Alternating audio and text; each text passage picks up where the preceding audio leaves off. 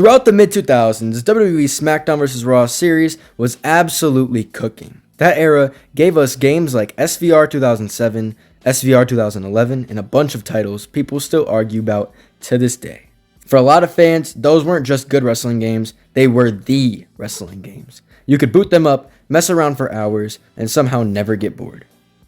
But around 2011, Yuke's, the longtime developers of the SVR series, decided that the formula had ran its course. They weren't interested in just slapping another year on the cover and calling it a day. They wanted something new. They wanted a break. They didn't want another SVR with slight changes. So they ditched the SmackDown vs. Raw name entirely and came out swinging with a new tagline. We12, bigger, badder, better. Bigger, badder, better. And with that, a brand new series was born, the game we're talking about today. When WWE 12 was announced, people were genuinely excited. Yuke's hyped this game up as something completely different from SVR.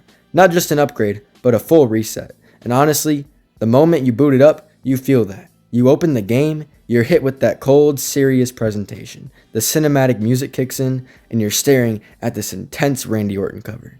Right away, you're locked in. It feels important. Like, okay, this is not the same game anymore. Eventually, you start scrolling through the modes, and one immediately grabs your attention. Universe Mode. Now, WWE 12 was the first game to ever have Universe Mode. Yuke's basically designed a full playground for WWE fans. You could customize shows, championships, teams, rivalries, all of it.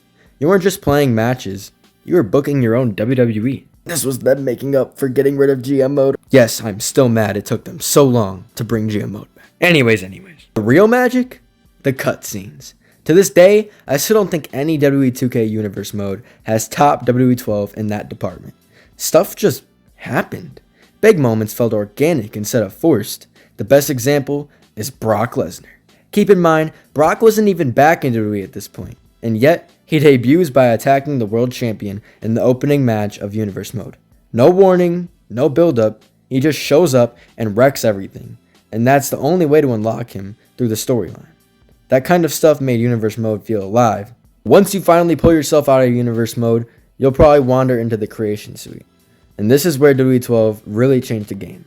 For the first time ever, you could create arenas. Fully customizable arenas. This had never been done before in a WWE game. You could recreate the WCW Nitro, bring back the SmackDown Fist stage, or just go completely wild and make your own thing. It was insane. Looking back, it's kind of crazy it took this long for a create an arena to exist, but once it did, there was no going back. And while you're in there, you still had Create a Finisher, one of the coolest ideas WWE games ever had. You could build front grapple finishers, top rope finishers, corner finishers, basically whatever your imagination could come up with. The game didn't really restrict you either, so you can make stuff that was realistic or completely goofy and cartoonish. That freedom is a big reason people still love this game. And yeah, the fact that 2K removed Create a Finisher years later still hurts, but we're staying on track. After you're done messing around in creation, you jump into Road to WrestleMania. Now, Road to WrestleMania wasn't new, but I promise you, it had never been done like this before. You start the mode, and it opens like a movie, following John Cena walking through the locker room. You see Big Show beating down Jack Swagger, which feels like a casual Tuesday for Big Show, so nothing to worry about. But you finally walk through the curtain, pyro goes off, crowd's losing it, and then, immediately, you get attacked by Sheamus. That's when the game hits you with the twist. You're not John Cena. This isn't the hero story. This is the villain story. You're Sheamus. And from there on, Sheamus goes on a full WWE rampage. He's not just chasing the WWE Championship, he's going after everything. All the belts, every title. He was doing the belt collector thing before it was even cool. He builds a faction with William Regal, Wade Barrett, and Drew McIntyre, known as the United Kingdom. And together, they take over WWE. Tag titles, Intercontinental Championship, WWE Championship, World Heavyweight Championship, even the United States Championship, which eventually got turned into the European Championship. They win everything.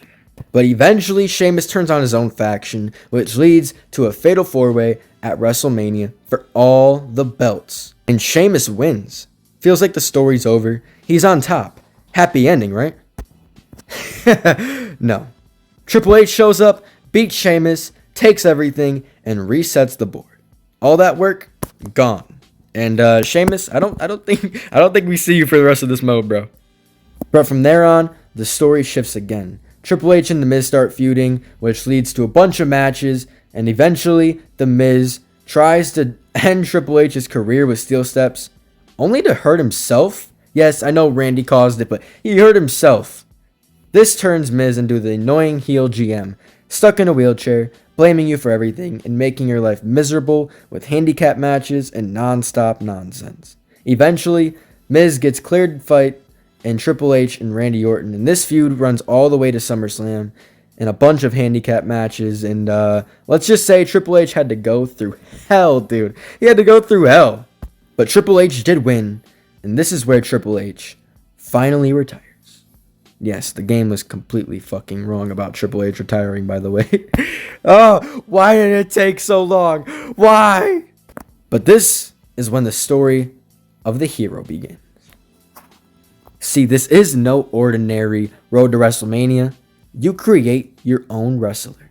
Jacob Cass, voiced by Austin Aries, the winner of NXT with Rey Mysterio as his pro. Nobody believes in you. You're constantly doubted. You fight guys like Daniel Bryan, Justin Gabriel, and Husky Harris, slowly proving yourself. Then, Kevin Nash is announced as general manager, and everything goes off the rails. He brings back Clash of the Champions, WCW legends start showing up, and suddenly, this becomes a full WCW invasion storyline. Arn Anderson, Animal, Booker T, Ricky the Dragon Steamboat, all showing up as guest stars. For what they had access to, they honestly did the best they could, because either people were in TNA or they were dead. So they made a pretty good roster. But things escalate at the Rumble. Big Show wins the World Heavyweight Championship, spray paints it with the WCW. Cody Rhodes joins WCW. Undertaker gets taken out. Titles get vacated. Betrayals happen. Rey Mysterio turns. The finger poke of doom comes back. And suddenly, WWE is on the brink of collapse. And you think after your tag match at WrestleMania, where you get screwed with the crowbar, you think it's over at WrestleMania. Credits roll, and the game says, nah, we're not done. The story ends at WCW Starrcade in a massive 6-on-6 elimination Hell in a Cell match for the control of WWE. It comes down to Kevin Nash versus Jacob Cass and Vince McMahon. Nash absolutely destroys Vince with the crowbar, and then it's Cass versus Nash. Cass wins, WWE survives, and that's the end of one of the most over-the-top stories ever put in a wrestling game. And oh yeah, let's just say the ending, yeah, that would never happen in real life, and I think Kevin Nash might have died if that actually happened, because, yeah. Gameplay-wise, WWE 12 introduced new mechanics and controls that stuck around for years. It toned down the physics craziness from SVR 2011 and leaned more into realism, but you could still have wild arcade moments if you wanted. The gameplay still holds up, and it's easy to jump back in even today. Today, WWE 12 isn't a flawless game. It's not some untouchable masterpiece, but it's fun. It took risks, it tried new ideas, and it laid the groundwork for everything that came after. For a lot of people, this was their WWE game. Looking back at it now, honestly, what a time to be a wrestling fan.